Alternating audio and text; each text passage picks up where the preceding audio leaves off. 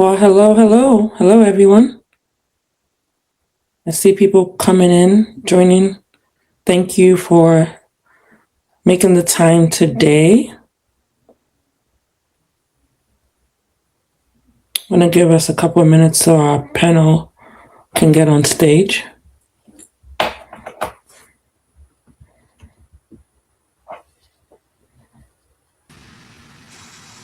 Hello, Ola. Hi. Hi.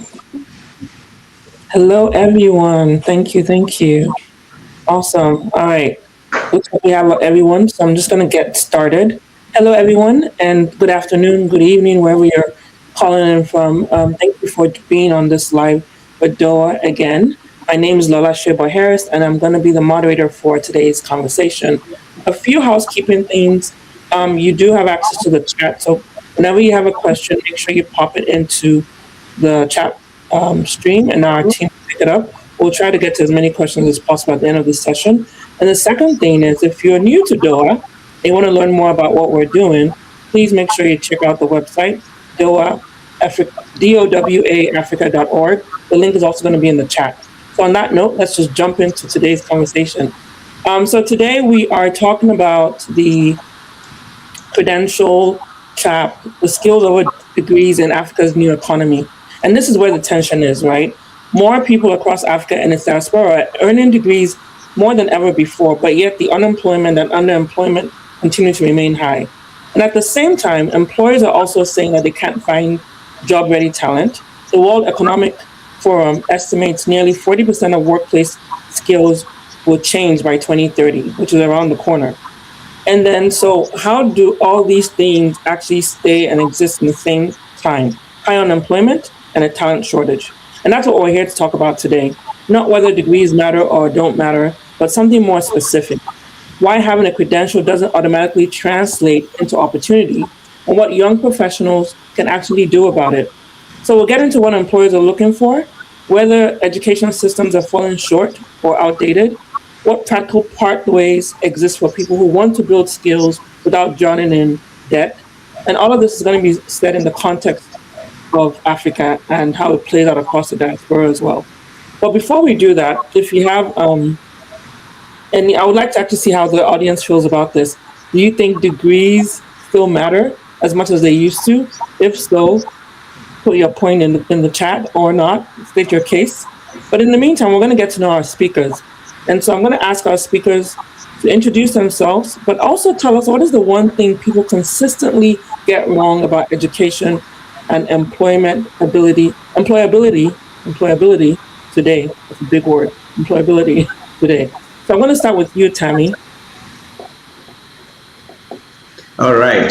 Thanks, Lola, for the introduction. Welcome, everyone. My name is Tammy. Originally from Zimbabwe. I'm head of data and research at Africa Insights based in Atlanta.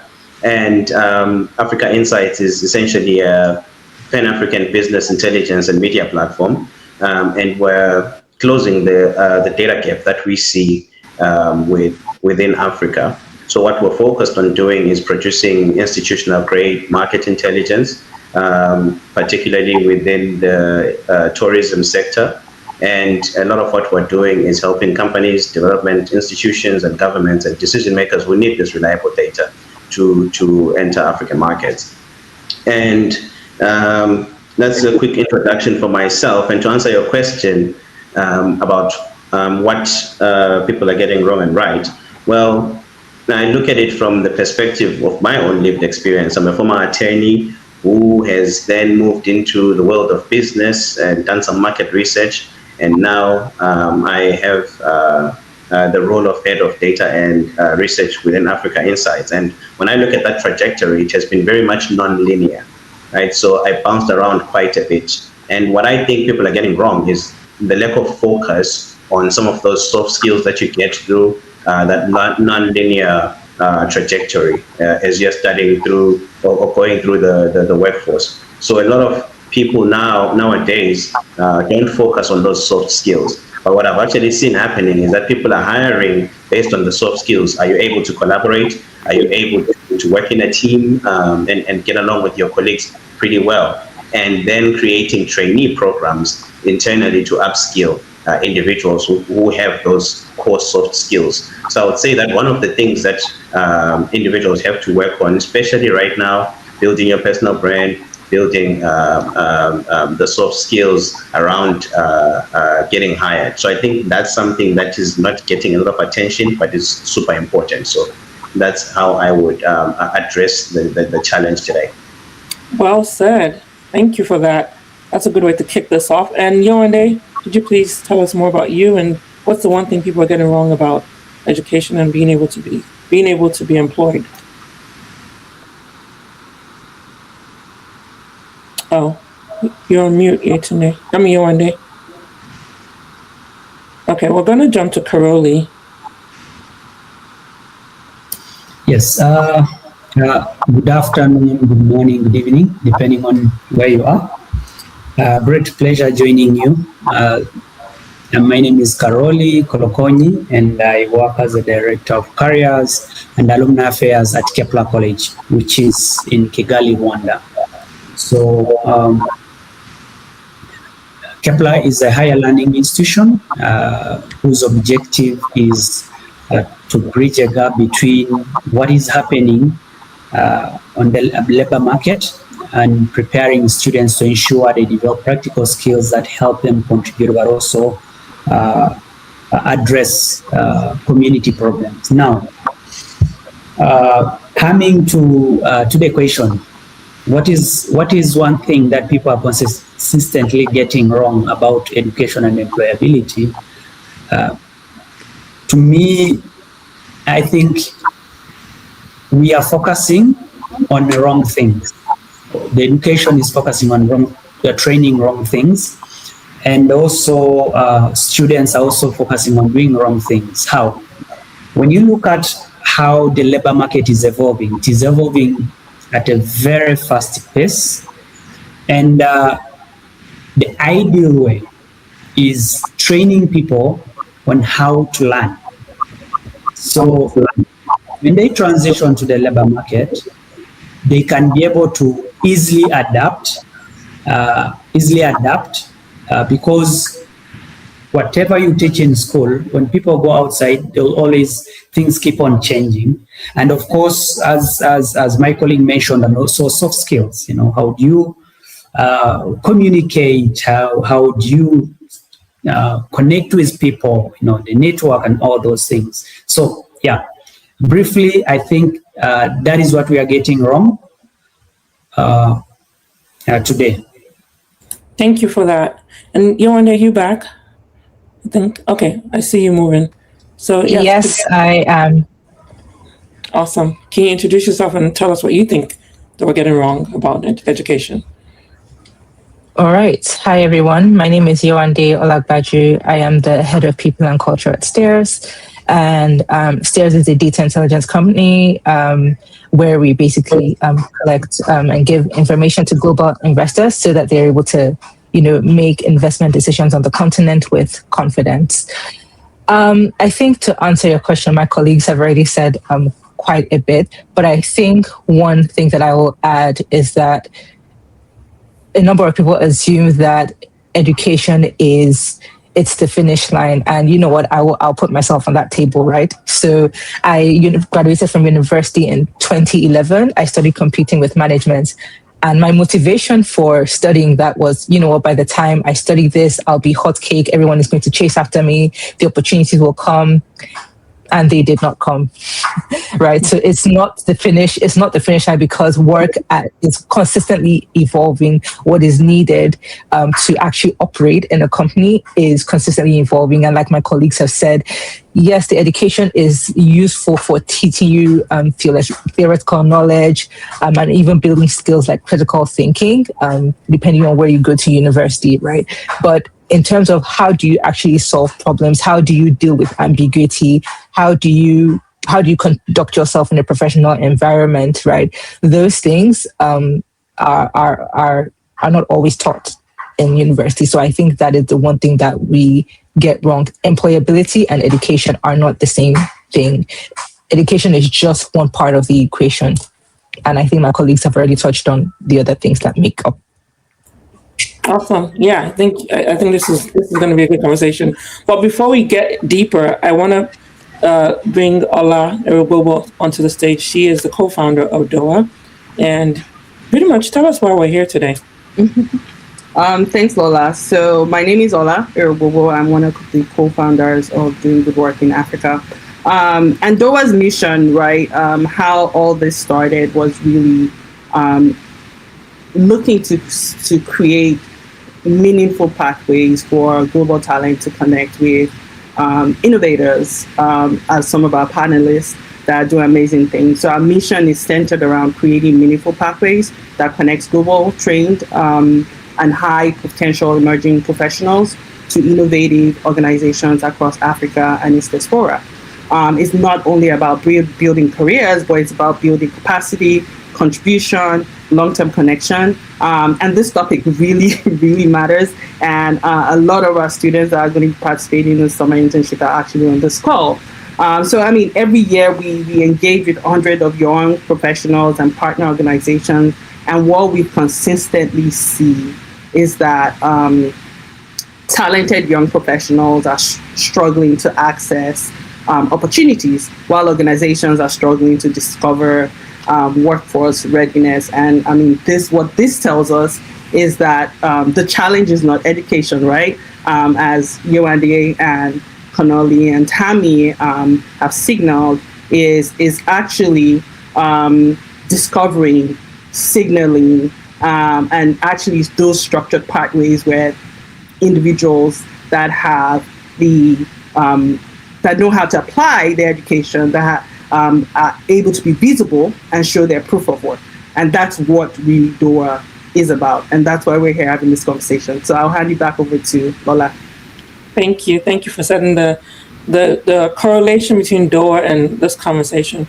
And to piggyback off of that, right, you talked about education is not really the only issue, and that you have students in the audience today, which is amazing, from the DOWA program.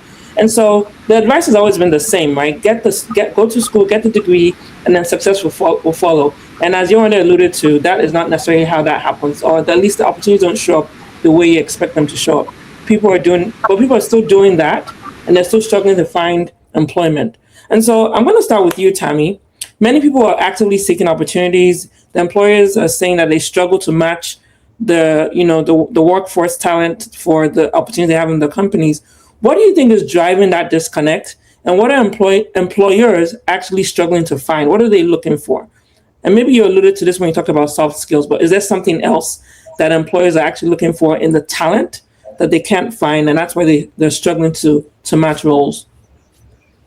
Yeah, I think that it's a mix of both. When I look at it, at least from the market that I'm operating in, what I'm seeing, and I'm based in Atlanta, what I'm seeing is there's a need for skills, but then people are going to school, say studying, I'm guilty of this, I studied a law degree. I went to school and studied a law degree, but if you look at South Africa, where I studied WITS, you get 400 lawyers graduating technically, right? 400 lawyers graduating, but then there are only a handful of law firms, and the big firms are getting only 30 students each. Right, so that's a total of about 120. Who absorbs the rest of the graduates? And this is just one institution within the country, right? So now, if you were to amplify that across the entire country, you'll start to see that you have thousands of graduates being churned out by these institutions, but then there are no companies that can absorb. There are some other companies, I'll add to that, that are now then sprouting that require these new skills. I know that AI has been a big conversation right now over the past 2-3 years, I think. And so you find that organizations are now looking for people who have that skill set, right? Who have digital skills, your developers, your coders, all these different things are necessary. But then what's happening is that we're educating people in these traditional roles because people are taught that, you have to grow up and become an attorney and become a doctor and become this traditional professions that aren't relevant in the marketplace today. So as a result, you get that disconnect.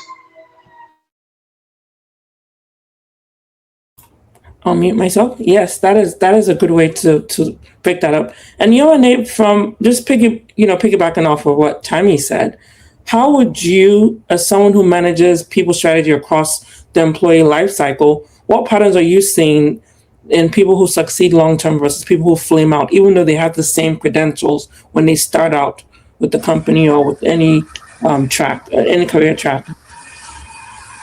Yeah, I think similar to what my colleague just said. I think the one thing that we're finding is that with educational systems, right?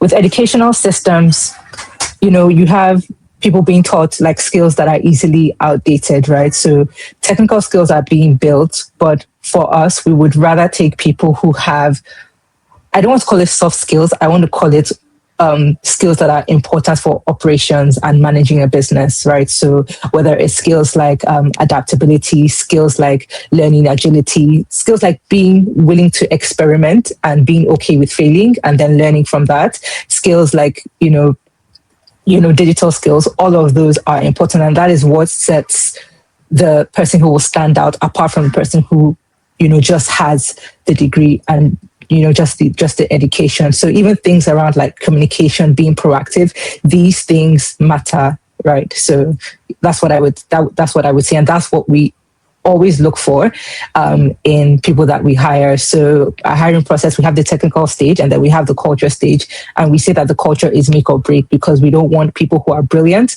but who aren't actually able to operate in our environment that is constantly changing, that is fast moving and fast paced.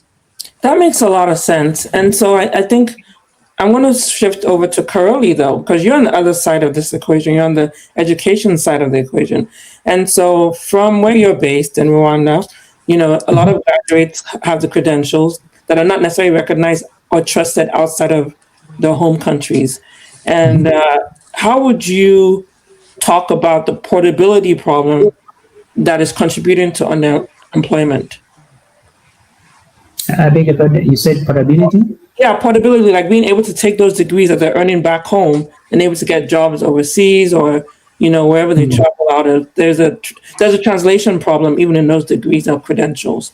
From your lens, are you seeing that problem? Or if you're not, then why can't they still get opportunities overseas if they have degrees back home? Yeah, thank you.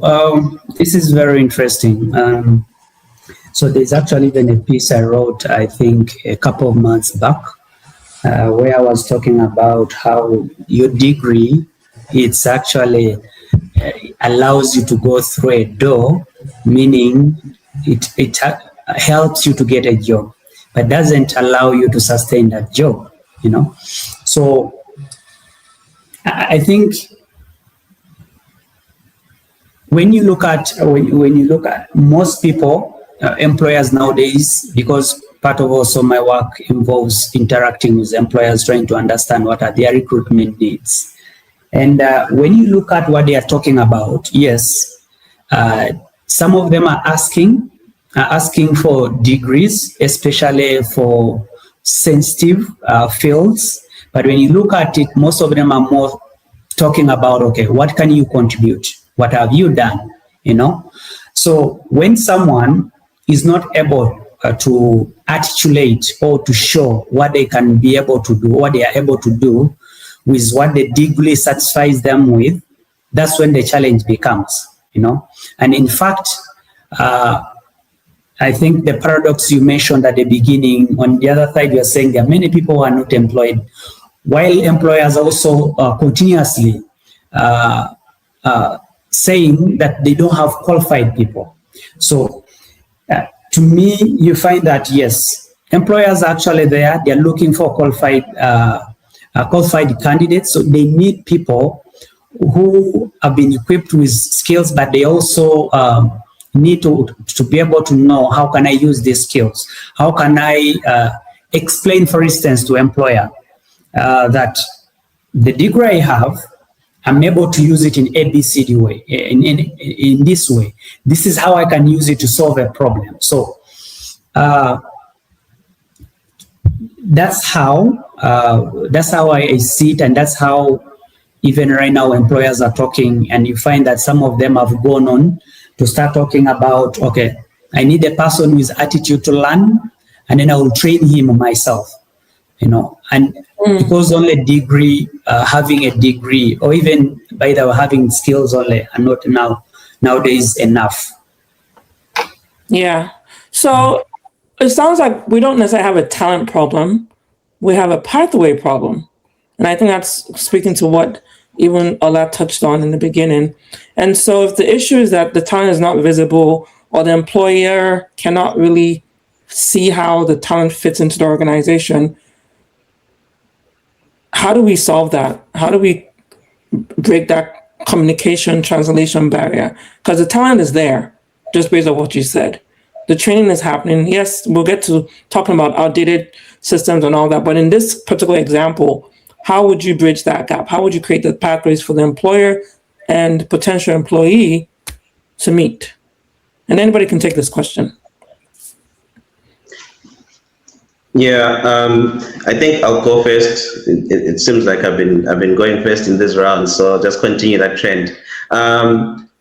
The way that I would think about that, I was actually having a conversation with the CEO of a company that they're based out of Australia, and they had this problem where they are hiring people from the same talent pool. And so basically what happens is that the consultants might want to hire from the Ivy League schools or the top schools within the area. And so there becomes this competition for a handful of companies competing for graduates within a limited talent pool. And they never really solve these issues around bandwidth and getting the right talent, because of the fact that these individuals then are hired in one organization and then bounce around for an additional maybe $2-3 extra in compensation and remuneration. And it really never solves the problem, because you've got this talent that's bouncing around in different areas. And so the way to create those pathways, and what I've seen, has been to create internal trainee programs. And so they'll actually hire individuals who don't have experience at all, and they'll vet them based on soft skills. So how well do you communicate? How well can you partner with other individuals within the organization? Sort of these things that aren't recorded on paper. And then they teach the students some skills through a trainee program. And that's an infrastructure thing, right? Where you have this trainee program, and you're getting people who aren't necessarily qualified, or don't have the experience, rather, because they may have the expertise as a degree, but they don't have the experience. And then you create those pathways in that way. So that's pretty much how I've seen this problem being addressed. Yeah, I think you hit the nail on the head right there. I don't know if anyone else wants to chime in, but if not, I would actually like to point to DOWA, because I think DOWA sits in the nice transition of bridging this gap. Ola, do you want to add to this? Yes, definitely. I totally align with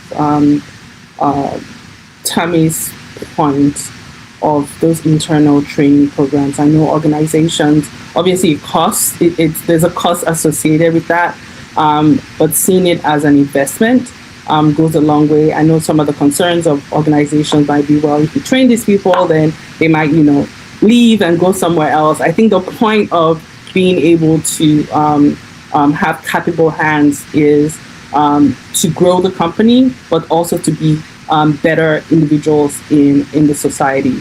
So I think there needs to be a shift in mindset for organizations in terms of we're investing in our company through these individuals that we are internally training.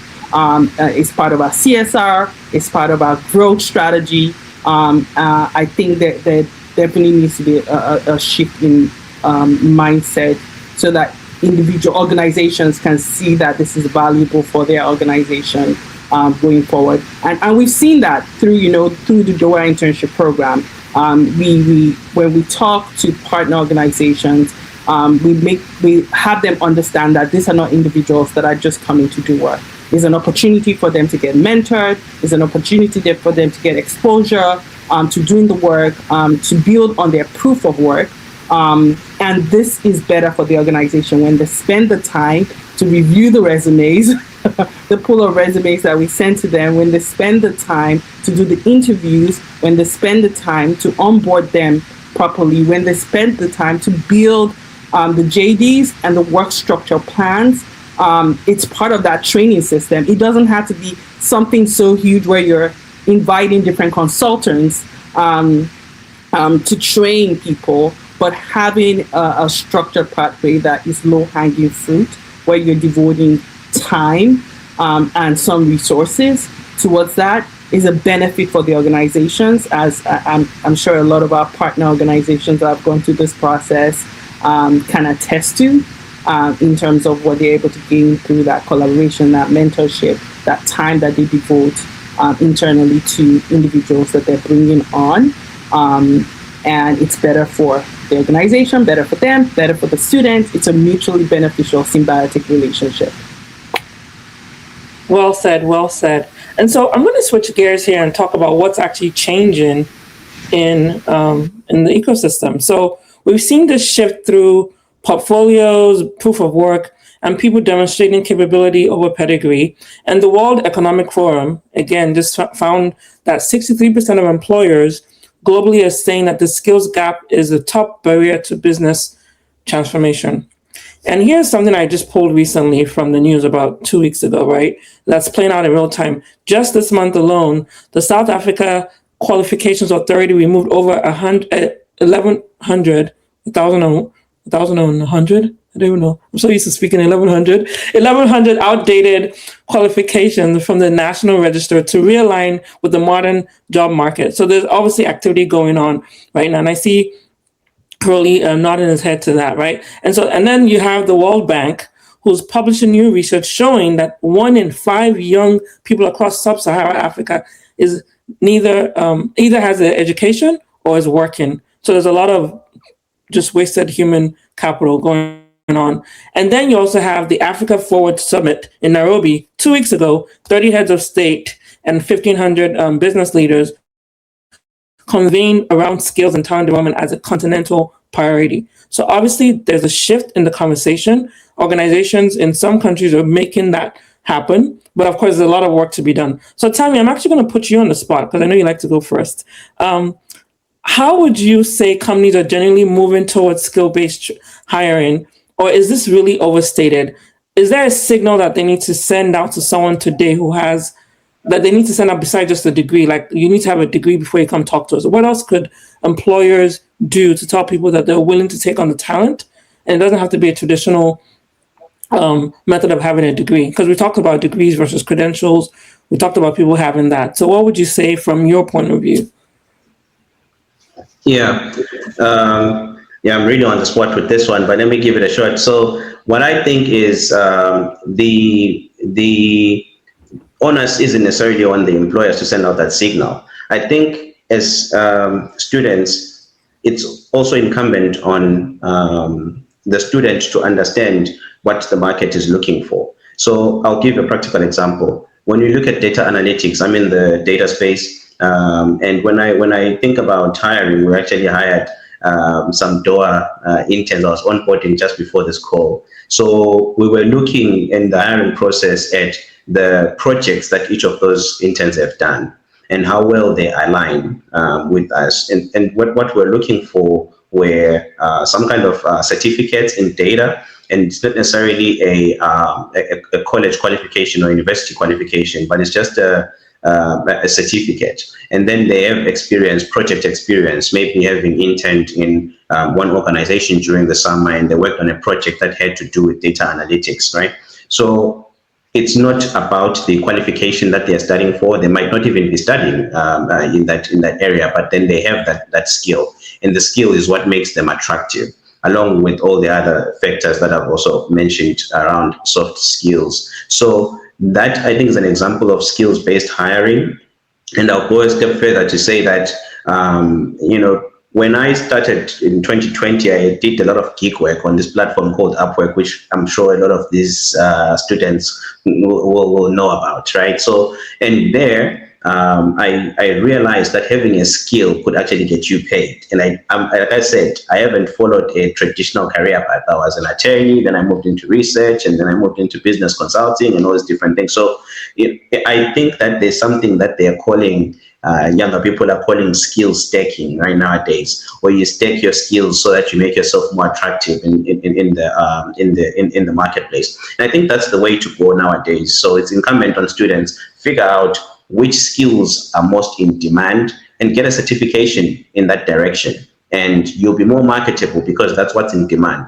The market will always tell you what is what it requires as far as skills, and that's how I think that challenge can be addressed by students. So it changes the onus not on the employer but really on the student to understand those signals. Yeah, I can see that point of view as well. And you also mentioned something that's important, which is the gig economy. And maybe Yewande, you can take on this question, right? Remote work is often seen as this great equalizer for African talent. And we even talked about that in another panel about how AI is kind of disrupting that as well, in another DOWA panel. But we also have infrastructure issues, power, internet, where young professionals can't access this reliably to stay on those opportunities. Are we being honest about who remote work actually helps when we talk about in context of the content from your point of view? Yeah,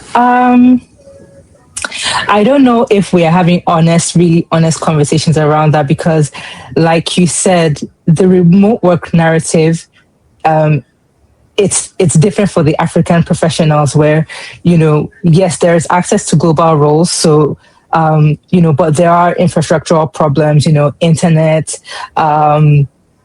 access to, consistent power, a dedicated workspace, all these things matter, in remote work, right? So I would say that for African professionals, it's a bit harder, right? Access to global roles, global remote roles, right? Because the competition is against global professionals who are in Kenya, who are in India, who are in South America, right? So I would say that young professionals are in a position to really access remote work, but it just needs to be taken seriously in terms of just like the environment that they surround themselves with, and make sure that they have the dedicated spaces and resources that they need. Yeah, I think that's definitely a conversation that we can probably even just stay on and dig into. But Karoli, from your point of view, from your seat, is there any like high growth sectors that you're seeing where the skills just matter more than the degree or the pedigree, just from where you sit? Oh, you're on mute. Yes. Thank you. I think right now, I think the most booming sector right now is technology sector. Of course, there's also the era of AI, and I will give you an example. I have a very good example of a student who studied logistics and operation here at Kepler, but he had a very strong interest in software development. Now, he even took initiative to learn it by himself. With also help by institutions like Andela. I believe you have heard of Andela. So this, and also as additional training. So this helped him improve his really technical abilities in software development. And guess what? He managed to get into CMU Africa for masters in software development without having any degree in software development, and he recently graduated. So what does this tell you? Where we are heading and also the era we are in, yes, a degree is a requirement because it is a proof that you have had structured education and you're able to learn. But nowadays, employers are leaning towards skills, technical abilities, the problems you're able to solve, So as I talked about technology, tech space specifically, I can be in Rwanda, I'm working in Germany, I'm working in the US, Most of these people, they don't ask for my degree. They are asking for what have I been able to do. They're asking for your portfolio. So yes, skills, the area we are in, really, skills are very critical. Yes, I think that was a really cool example of how sometimes it's not just a degree, but a self-drive and educating yourself and staying on top of it can open up opportunities for you. So a question for everybody on the panel, anyone can jump in. Brain drain, we've heard about this term. DOWA has talked about this. We've had panels about it. I'm sure you've seen that in your different lanes of your work. But is this still a useful way to talk about the African talent that's moving abroad into the diaspora? Or is there something else that is actually happening that we're not talking about?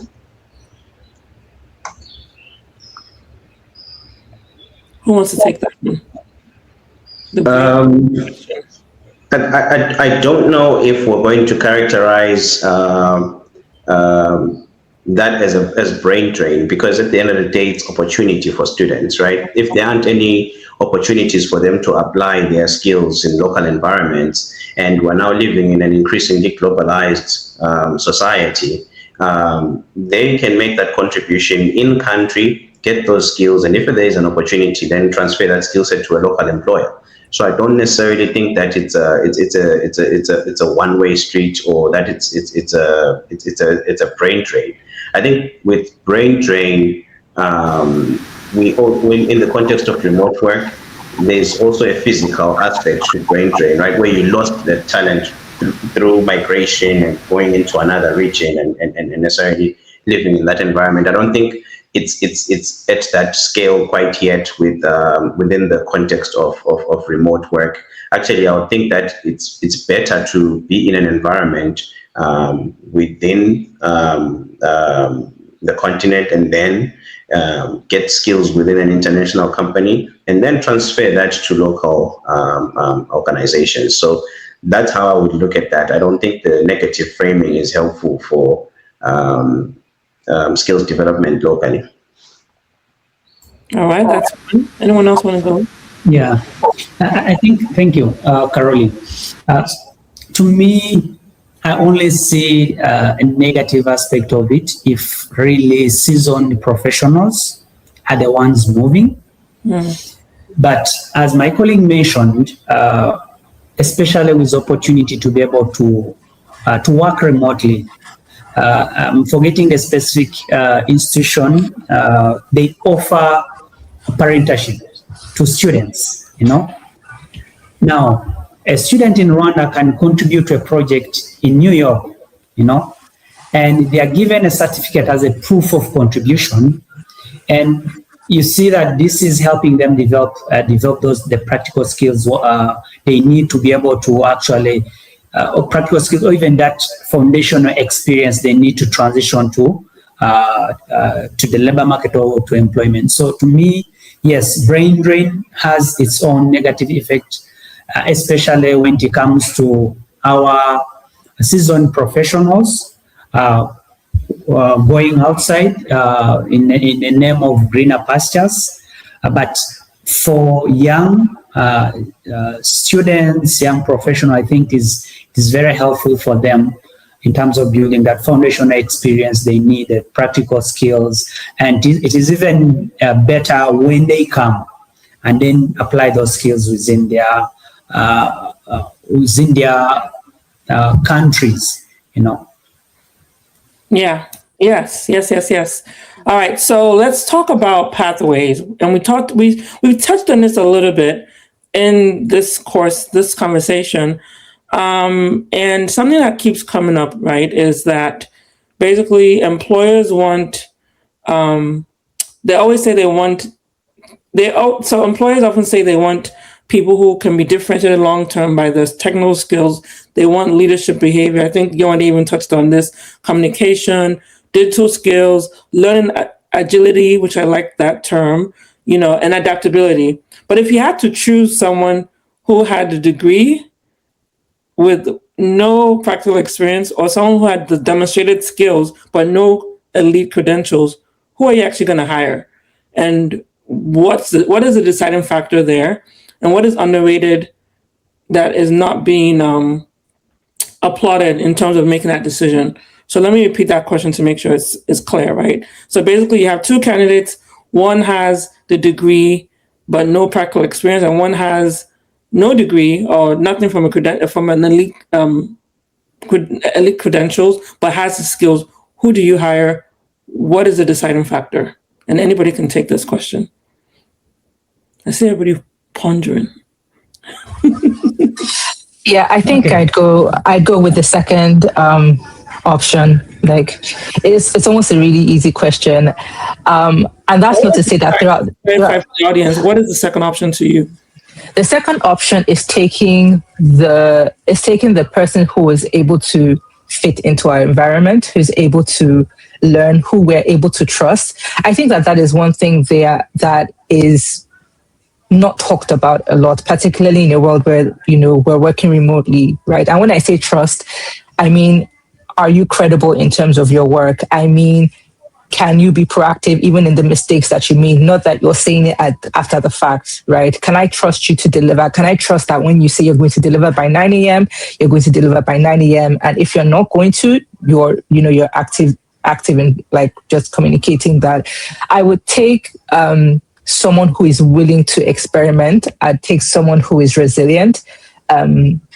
I take someone who can deal with ambiguity over someone who just has a degree. And that's not to say that the degree doesn't have its place. Of course it does.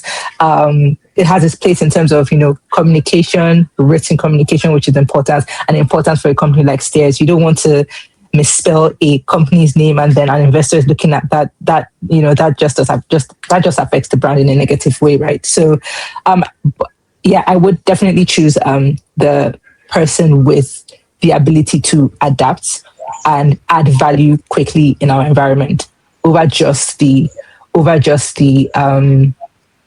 what we would call a theoretical knowledge, right? Because that is what a degree amounts to. Mm-hmm. Good. Anyone else want to challenge that or agree? Yes. So, Caroline, I think drawing from my experience speaking to employers, I think employers tend to like to take a safe pass by taking someone with skills who has had some experience, demonstrated work in other words. So because they have a proof that these people are going to contribute to their organizations. And if someone has a degree with no experience, like literally you have studied, and during your 3 years or 4 years time, you have not done anything. So that is a risk pass, to go with. But also, and the other part I want to bring is attitude. Employers are also looking for people with really a positive attitude, people who are willing to learn. It's okay not to know, but what do you do when you don't know something? Are you waiting? Are you waiting to be told to do things? Are you taking initiatives? So, yes, experience and also skills is very critical, but also you need to have open, like a positive attitude towards learning, towards working with people, collaborating with others, taking initiatives. Yes. Thank you. Yeah, no, those are good. I would like to say something. Yeah, totally aligned with Yewande and Kolori. I think I was going to give an example of during COVID, and obviously what I've been doing has been entrepreneurship most of my life. But during COVID, I was stuck and I wanted to do something. So I pivoted into corporate America. And just to give an example, having experience like we're talking about doesn't necessarily mean like you have to work. You have to have experience in a 500 Fortune company. What are you doing? What is your proof of work, even with resources around you that you can use to demonstrate that? I went into a space, media space that I had no experience in, but there was a pathway to get visible, right? Being in front of the potential interview hiring managers. But given that opportunity, I think one of the students actually reached out to us that they were selected by several partners during this summer internship program, and they were asking, well, we really want to work with Stears, and they already said, I'm going to interview with them, do I need to interview with other partners? And my response to her was yes. What else are you doing? Right? What else are you doing? Look at it as an opportunity to practice professionalism, practice showing up, building relationships. Because then now, if you have interviews with 4 different organizations, you have relationships with 4 different individuals or individuals across that organization that you might be in contact with in the near future. But going back to me, no media experience, showing up, having that transferable skills because I was able to build something on my own, not in corporate America, but speak to what I built, being able to share it. And 3 minutes into the interview, the chief growth officer was like, "You're hired." I even was like, wait, I need to speak to other team members. But just showing you that what Konali and what Yewande are speaking to, when they say experience, does not necessarily mean like you have experience from a 500 Fortune company. It's what is your proof of work with things and resources around you. So I love that example, Ola, and I appreciate you sharing that because I think it speaks to, again, at the end of the day, and I think Caroli was touching on this too, you have to de-risk yourself in front of the employer. They want to know that you can actually do the job. The degree is an easy way to say, okay, at least you have the technical knowledge, but can you actually do the work we're hiring you for? And that's always going to supersede anyone who just has a degree and hasn't used it in any capacity, or quite frankly, even added to it with skills. And so I hope the takeaway is not that we're not saying don't get the degree. No, that's not what we're trying to say. But what we are saying is that how can you amplify the resources that you have access to? Some people have access to getting a degree. Be sure to get that. But some people, just all they can do is get the skill sets. And that's what Caroli gave an example of a student who did that. And so on that note, the question to everyone too, based on this conversation, is what is that one underrated workplace skill that anyone who's listening, any student, especially in the audience who's listening, or any young professional who's listening, needs to get that is not necessarily a credential or a degree? What is that one underrated soft workplace skill that they should get? And anyone can take that. Okay, so actually, I'd like to take that, but before I do, I actually just wanted to buttress on the point you just made around, just what's needed to thrive. Definitely not throwing out, degrees and all of that, but how do you actually show evidence of the work that you've done? Now, that can be in a professional setting, but one of the things that we look for when we're hiring is we rarely actually look at CVs. We look at LinkedIn profiles. So we want to see, what are you doing on there? Are you speaking about the work that you're doing? What are the projects that you've worked on? Are you building thought leadership, right? This is part of what makes up proof of like the work that you're doing, right? We have someone who's in marketing, right, that studied data engineering, right? That's just an example. So the degrees are useful for building, certain skills, but that proof of work, that is an evidence of work, that is really, really important. The one underrated skill, I would say experimentation. And experimentation, particularly in this world of AI, where the AI tools are also consistently changing in accordance with the work environment, right? So that being willing to experiment, to actually try and fail, and still sit in that failure to say, okay, how do we work through this? And how do we get the solution to the particular problem? I think that is it's an underrated skill, and it's a skill that is going to stay for a long time. That's what I'd say. Oh, I like that. I like experimentation. Anyone else?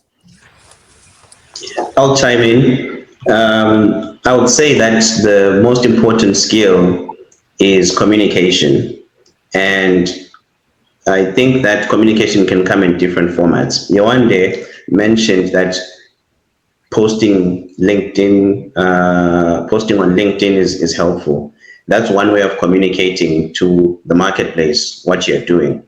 There's also verbal communication, right? We've seen that whenever there's a project that you're trying to get involved in, when you're trying to find an opportunity, you need to get out there and speak to people, right? And really lend the point. Communication is not as easy as people think. Actually, if you're an effective communicator, what you're looking at is really making sure that the other person understands what you're saying and it's not about you. So Communicating is also very important, and it also comes in various formats. It could be written, and in writing, say for example on LinkedIn, that's also building up your personal brand as well. So that's another offshoot of what communication can do. So I think that one of the most underrated skills right now in the 21st century, and cutting through the noise, is being able to speak well, communicate, and also write well, and make yourself more marketable, right? Because if you are not going to voice that you want this opportunity, or you're looking for this opportunity, or like to get involved,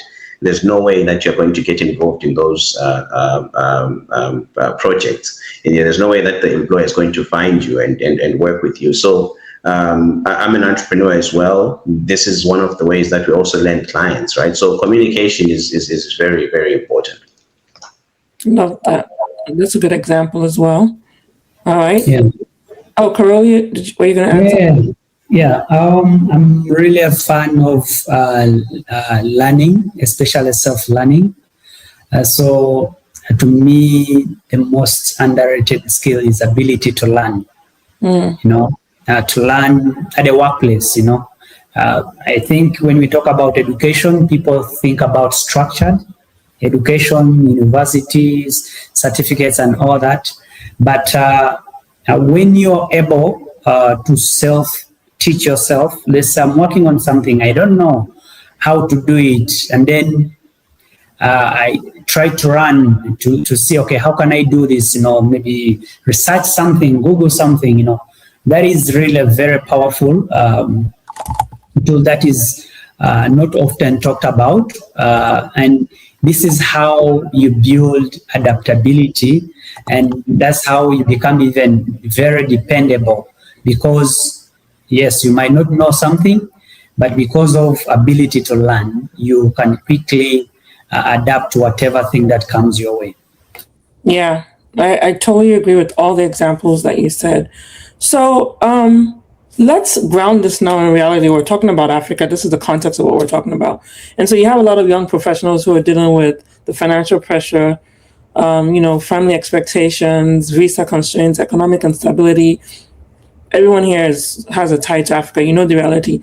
So what would you say to the person who's hearing all this advice about, build your skills, amplify them, all this good, great advice, but how would you talk to the person who's like, I want to do this, but how do I react?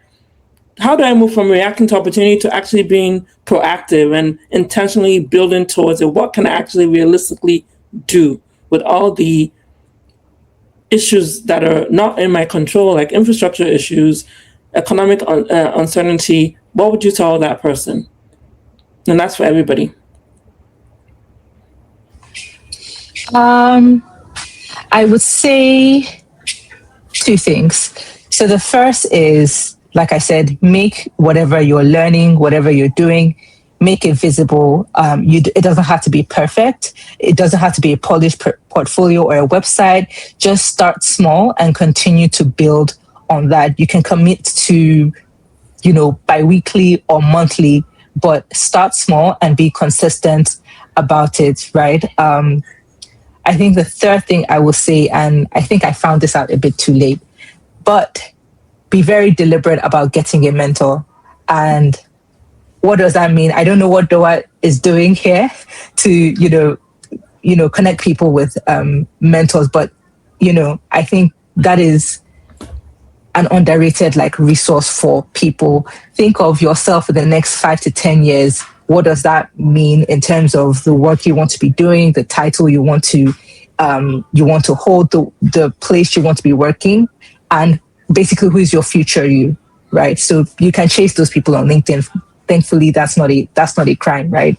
Mm-hmm. Get a mentor who has done the work that you want to do and who can guide you through the process, who can challenge you, who can give you guidance as you're going through and building your career.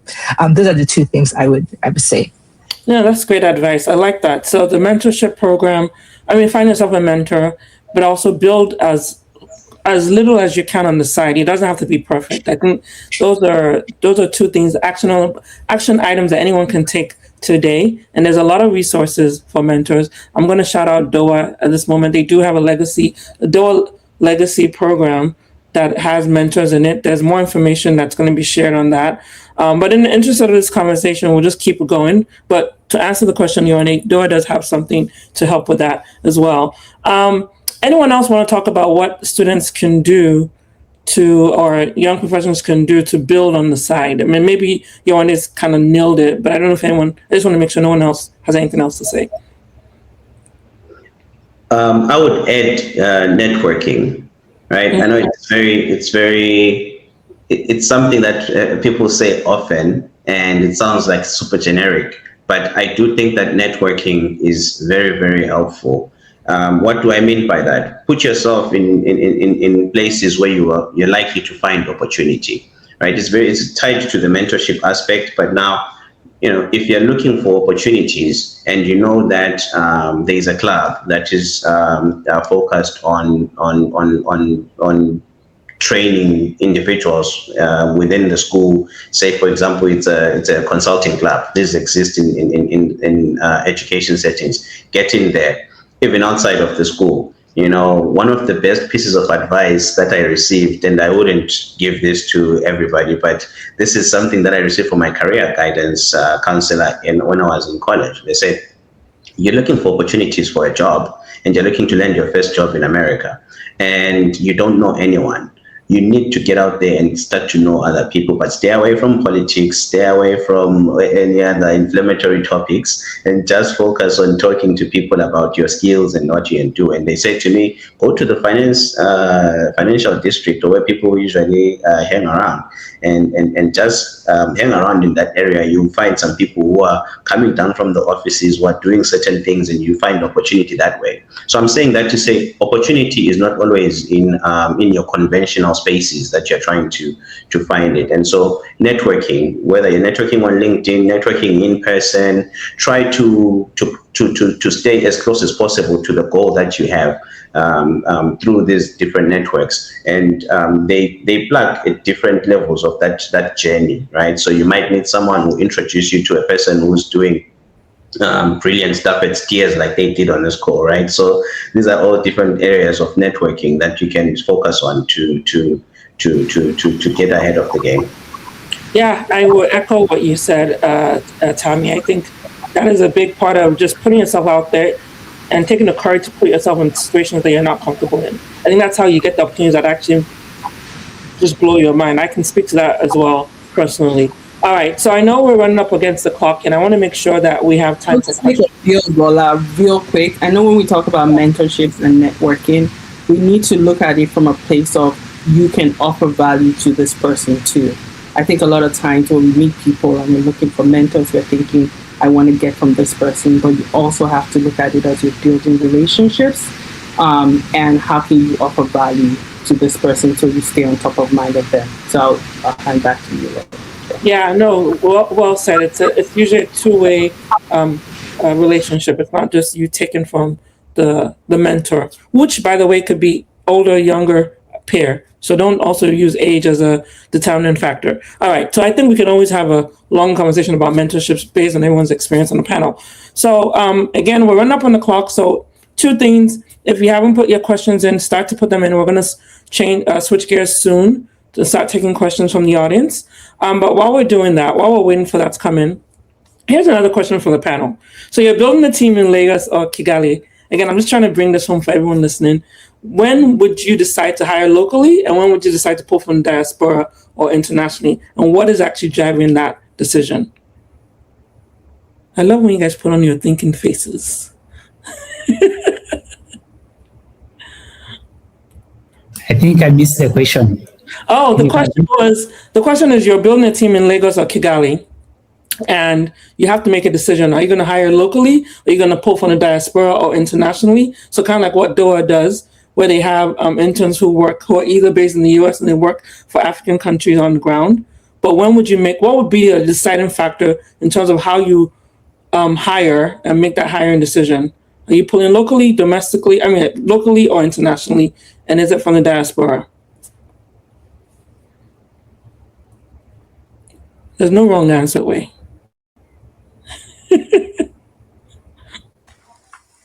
Yeah, so Tam, were you going? You can go. You started talking. You can go.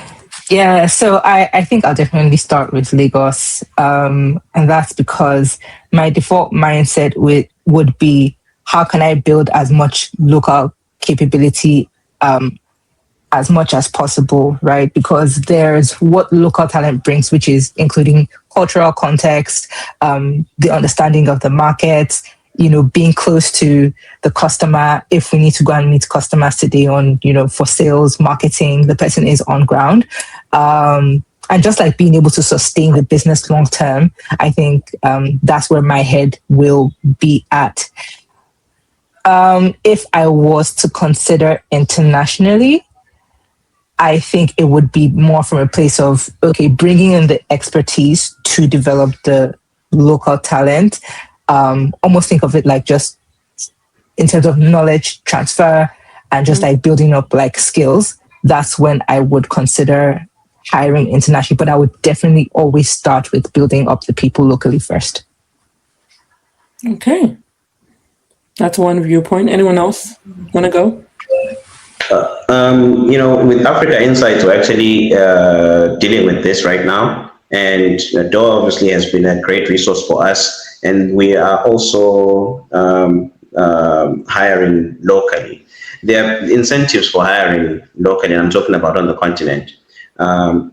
The local context and market understanding is very important. Having that on the ground lived reality, I think, is a differentiator in and of itself. Typically, when you try to think about a project in Lagos, a project in Rwanda, and you're trying to get someone in Michigan to think about it, they really don't have an understanding of that local environment the same way that someone with an intimate understanding of and the lived reality of that environment has. So there's that, but there's also the issue of cost, right? The labor that you get within, and that's what I think has led to the rise of BPOs. That's a whole conversation about fair practice and fair wages and that sort of thing. But I think that there is a real arbitrage that you can gain from hiring individuals who are within the continent and then work on a project, say that is for a client in New York. So there's that to be considered as well.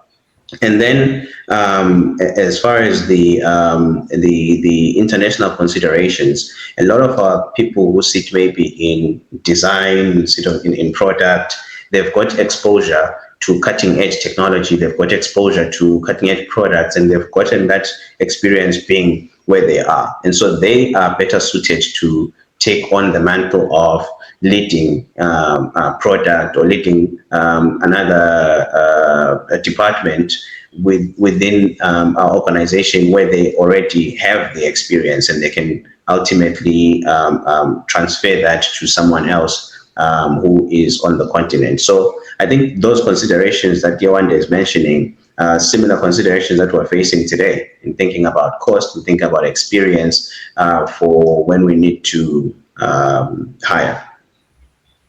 And then before we switch gears, I'm going to just throw this back at Ola. In terms of how DOWA supports this hiring decision, is there anything you would like to add to that? I mean, we totally understand that organizations are definitely going to look locally, like Yewande and Tamia have said, in terms of building capacity in the country where they're at, and also obviously for Africa. We totally understand that, and even from an entrepreneur myself. And I remember when I actually was going to build this business in Nigeria with a partner that has the local context. When I think I was just getting out of college, out of my first job, and one of the first things I realized was, trying to take what I'd learned over here, what I'd executed over here, when I say over here in the United States, and trying to paint it and plant it in Nigeria, totally got thrown back in my face. Immediately, I learned really quickly. And for organizations, you have to realize that, one wrong hire is not just they're losing money, but time and momentum to get either product to market or and so on is really crucial for organizations. So we totally understand that that is usually a preference. At the same time, we understand that there are students of African descent and allies that want to contribute to the growth of Africa. And how do we also turn that negative connotation around brain drain to brain gain is by exposing this global talent that are assets to what that local context means in an environment that they can contribute and they can learn also. So that's how we're looking at it.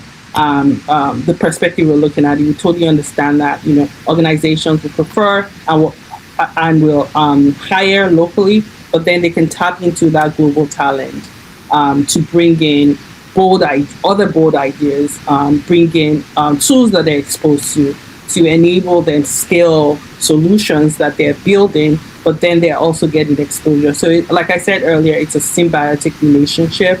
And what we're seeing is that in a lot of cases, when these talents get plugged into these organizations where they're actually bringing in access to tools, bold ideas and other things, they're learning local context, but they're helping these organizations then scale their solutions with some of the tools that they have access to. And that way, the organizations are even then able to hire more individuals locally. They're able to export their solutions out to other organizations within their country and outside the country. And we've had several examples. We've seen several examples of partner organizations that has been the result for them. Awesome. Thanks, Ola, for that. And so now we're going to switch gears to questions. So we'll try and get to as many as possible, but do keep in mind that every single panelist is on LinkedIn. So if we don't get to your question, and if they see your question in the chat, they will definitely make the time to respond to that. So I'm going to go with the first question that came in. So this is from a person who wrote a paper about the health workforce in Angola and about the nursing shortage that is happening there. And so the question was, are there countries in Africa with data about professions in surplus or a shortage of certain skills? And I think only then the demand of skills will be well distributed. What is your opinion? So did everyone get that question? You good? Anyone want to take it? So let me repeat the question. Oh, you got it? Okay. Go ahead. I mean, I was just going to put it across as from the perspective of a researcher, right? There's a lot of missing data that gets that goes underreported, and so there's typically a source hierarchy when you're looking at some of these things. Typically, you want to take a look at any official government stats. Your Ministry of Health and all these different departments will typically have that information reported. And you can also take a look at industry associations or anything that third parties have also reported as well to get a better understanding of what the skill demand and skill shortage looks like. And that's only if the companies are tracking, right? So a key challenge that we see as well in building out Africa Insights is some of those data gaps that we see, and that's really part of the value proposition is aiming to bridge the gap. So I would say those are the sources you'll start to you can check out and see if you find anything or get any luck through those sources. I think there was a second part of the question, or it's rather a comment. I think only then the demand of skills will be well distributed. What is your opinion? Yeah, having information is always good. Data-driven decisions are always amazing. So yes, as long as you have that information, you can do less shooting in the dark and more using market signals to understand where opportunities lie. Good, thank you for that. Next question. Oh, does someone want to add to that? We're good. Yeah. I was going to talk about two things. As my colleague said, yes, we especially in Africa. We are work in progress, especially when it comes to capturing data. But I also know some countries, maybe I'll give an example of Rwanda, where now the government is working on developing what they are calling skills councils. They're working on developing skills council for each sector, which they'll be in charge of kind of monitoring what are the skills required in the sector, and then that will be reported in a way higher learning institutions and other stakeholders can be able to use it to develop intervention to bridge the skills readiness. But also the government does assessment to give the skill status in the country, and also advise on which sectors need more supply in terms of skills, talent, and in fact they use this also to offer, let's say, scholarships.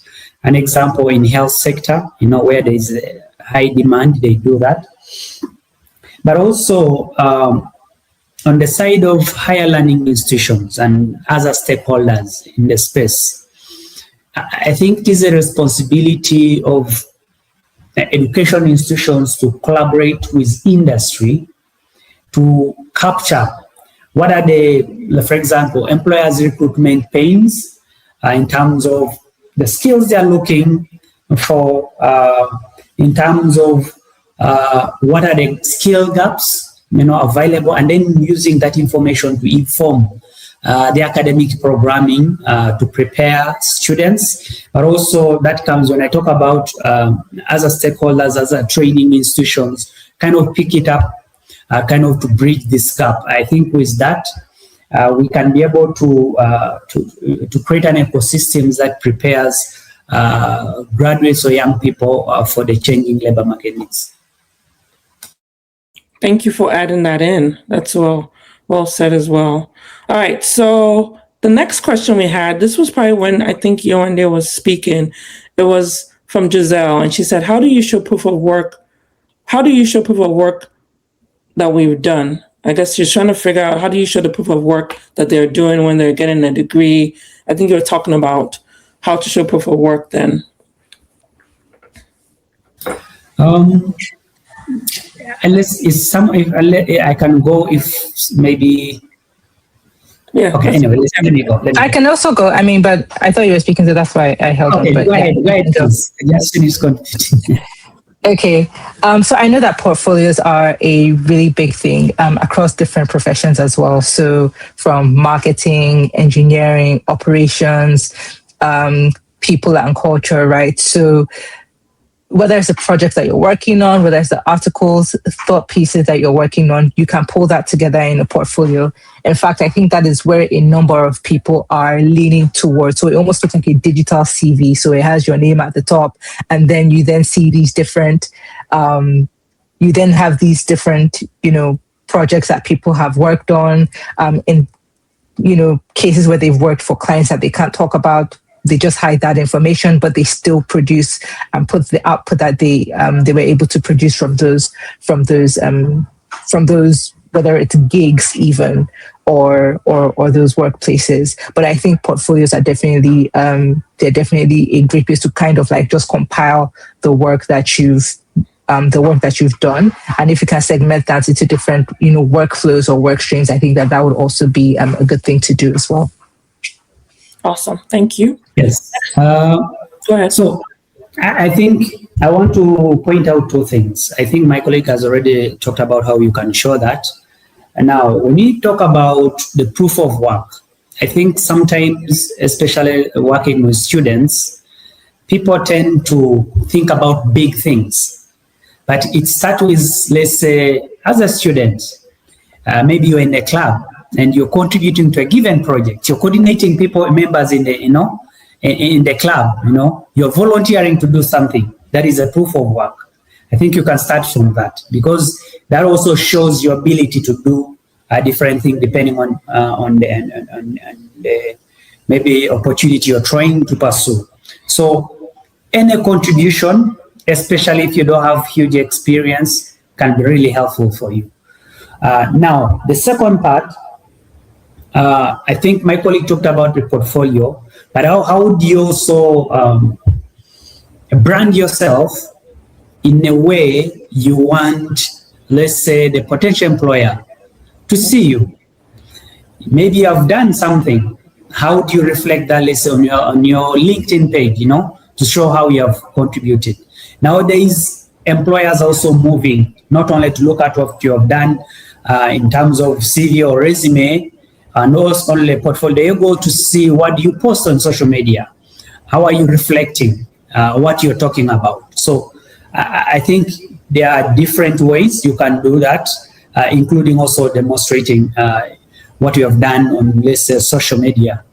But also your network plays a big part, the people, I think mentors were talked about, but also the network you're building and how they're helping you, helping even to talk about you, Yes, those are all great pieces of advice, and hopefully people are paying attention to that.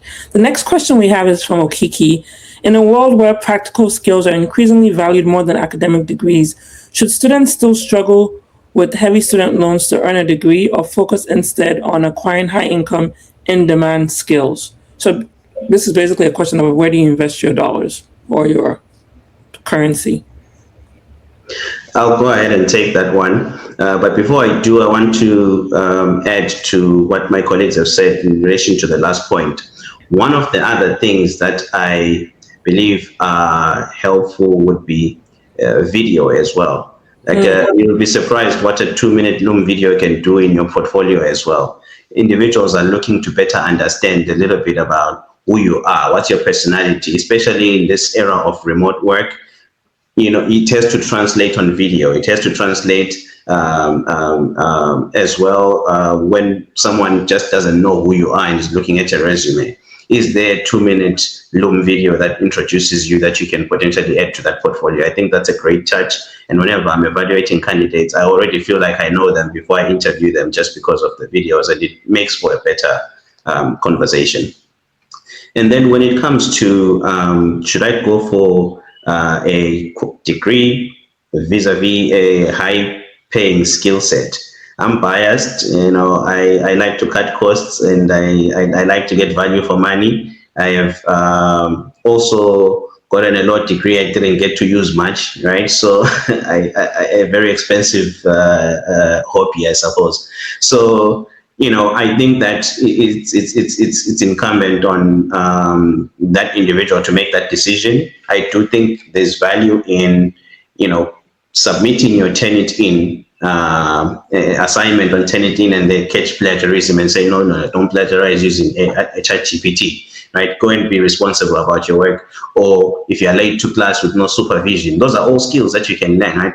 Talking to your people, these are all important. Your fellow students, these are all important skills you can learn. So there's something to be gained about going through that rigorous academic curriculum. But I think that if we're talking about resource allocation, the shortest path to getting gainful employment is getting that skill that is high paying. That's what I would favor. Awesome. And then we're going to take one more. Oh, and sorry, I just wanted to add. Yeah, I just wanted to add a bit to that. Yeah, I hear you, Tam, but I'm not going to say a doctor who doesn't have a degree. So let's balance it. Let's balance it out, right? But I think, just in addition to what Tam has said, you definitely don't want to be in debt over a degree that you are definitely not going to be using, right? So I think the bigger thing to just say is, what is this degree actually buying you, and what is the effectiveness of it a year, 2 years, 3 years from now, and how are you going to actually be using that? Similar to Tam, I studied computing with management. I don't use it today. It's great, but I then have a degree in human resources, which I am using till today, right? So I think it's that balancing act of, okay, what is the cost here, and what is it actually buying you? And if the cost is really steep, can we look at what an alternative looks like, right? So you have, especially in the digital space, right? You have UTIVA, you have Alt School, you have all these organizations that are offering pretty much the same thing without having the same cost as an actual degree of going to university for 4 years, right? But it's something that that's a question that you would have to answer yourself. I will actually echo what Yewande said, and I want to break my own rule here. I'm spot on with what she's saying. I think you need to understand exactly what that degree is giving you so you can extract what you need out of it. Because a lot of us, especially those of us who have secondary degrees, we're not necessarily using the first degree. I had a chemical engineering degree, and I'm so far from it right now. But it put a foundation in place that I still leverage. And so I think it's going back to, it's a personal question about ROI on investment and what you're going to get out of it.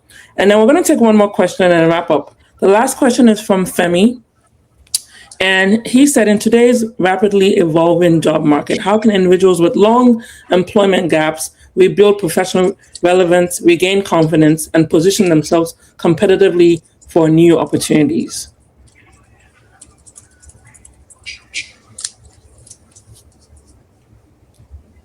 Who wants to take this last one for the team?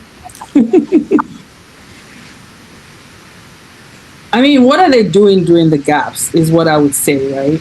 I talked about this, and you could look at my career and think I had a huge gap because I, pivoted and went on this entrepreneurship part, which led me to this nonprofit path. And then at some point during COVID, I went back to corporate America.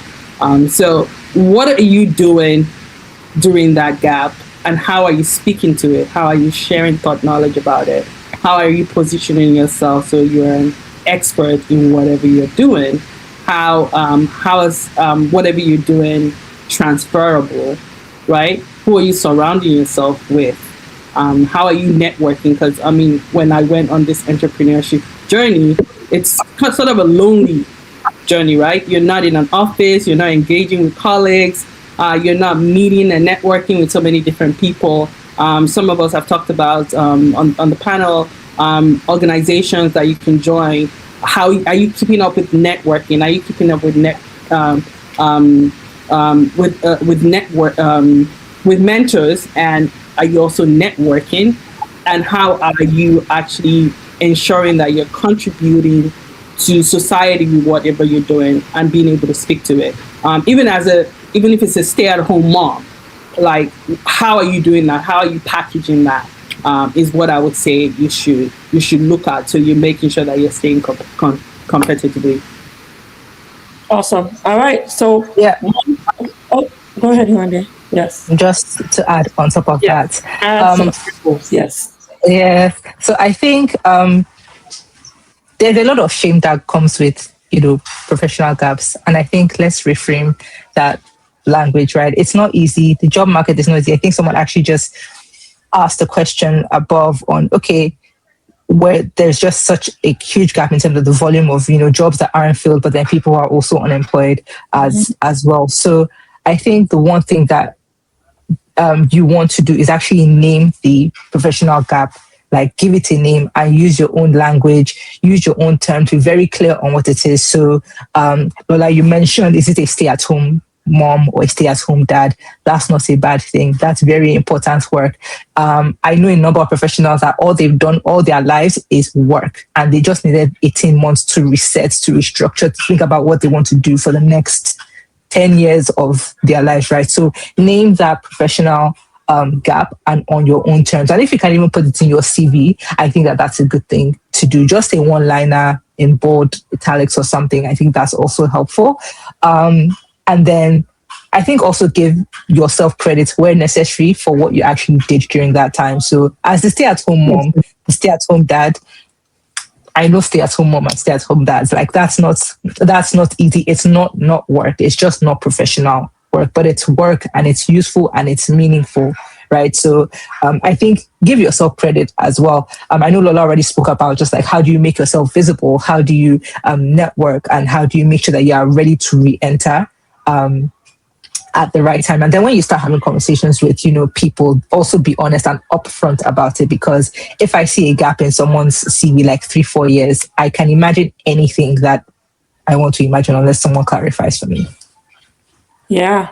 Yep. All right. So we have 4 minutes. And before I wrap up, I just want to give everyone a chance to just say one final quick fire, one thing you want to tell everybody, one sentence that everyone who's listening, what is the biggest thing that they need to shift in their mindset today to move forward? What would you want to leave everybody else with? Tammy, you want to go first? Quick fire. Yeah. For me, I'd say I spoke about skills stacking, and it speaks to this last question as well. How can you gain relevance? Just get during that period where you're unemployed, try to upskill, try to get a new skill, try to find a skill that's relevant to the marketplace today, and then repackage yourself as an expert in that particular area. I think that builds up the relevance pretty quickly. And as soon as you get opportunities and start doing that work, even if it's not necessarily work for clients, there are a lot of things out there that can emulate or mimic actual real projects, so that you can actually execute on that project as though it were something that you're doing in a work environment, and you can add that to your portfolio. So upskill, show proof of work, that gives you the confidence to go and speak in front of employers and get yourself in the room. Awesome. Yewande? For me, I think I'll come back to the relationships aspect. So, mentoring, getting a mentor, and yes, really recognizing that it's a two-way relationship, right? My mentor has much more to give me than I have to give her. But if she's hiring for someone, best believe that I am on it. Like I am on it. Like she doesn't have to ask me twice, and I would be the one who's actually asking her, right? That's just an example. So I think mentorships, Tam already spoke around just like networking, plugging yourself into associations in your respective field. I think that's something that it can be daunting. It can be daunting. I will not, I won't underplay that, right? But it's I think that's something that is needed for every professional. So keep yourself visible, keep yourself available, and keep relating with the people that you need to. Awesome. Caroli? Yes. So for me, I think we need to shift the way we approach things and start by understanding what you want.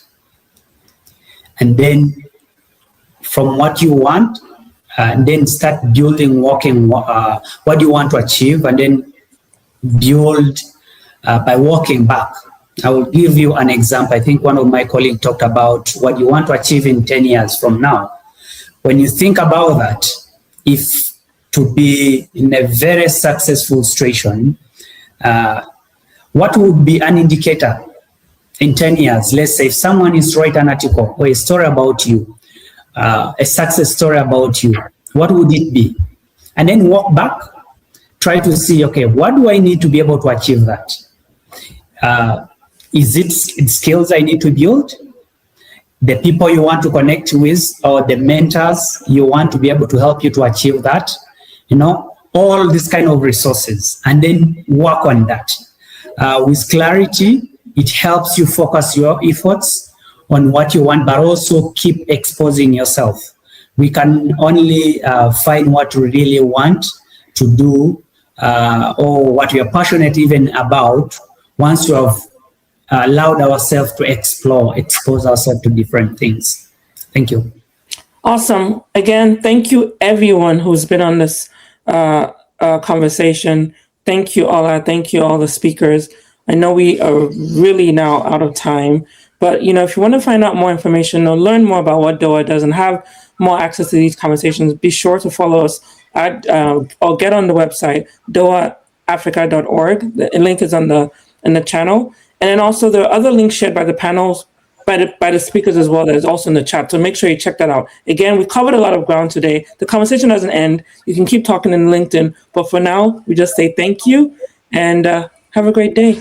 Bye. Thanks, everyone. Bye. Thanks, everyone.